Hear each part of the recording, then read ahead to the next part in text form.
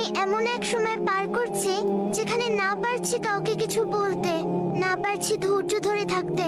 মুখের ভেতরটা যেন অজানা কষ্টে ভরে আছে। চারপাশে মানুষ আছে, তারপরেও নিজেকে খুব একা লাগে।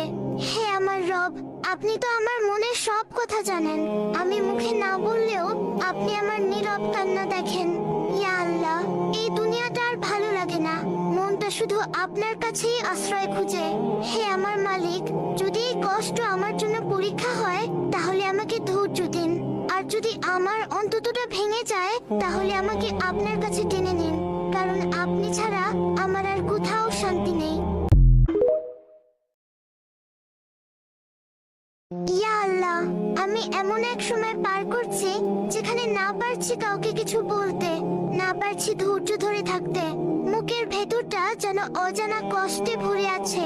চারপাশে মানুষ আছে, তারপরেও নিজেকে খুব একা লাগে। হে আমার রব, আপনি তো আমার মনের সব কথা জানেন। আমি মুখে না বললেও আপনি আমার নীরব কান্না দেখেন। ইয়া আল্লাহ, এই দুনিয়াটা আর ভালো লাগে না। মনটা শুধু আপনার কাছেই আশ্রয় খুঁজে। হে আমার মালিক, যদি এই কষ্ট আমার জন্য পরীক্ষা হয় তাহলে আমাকে ধৈর্য দিন।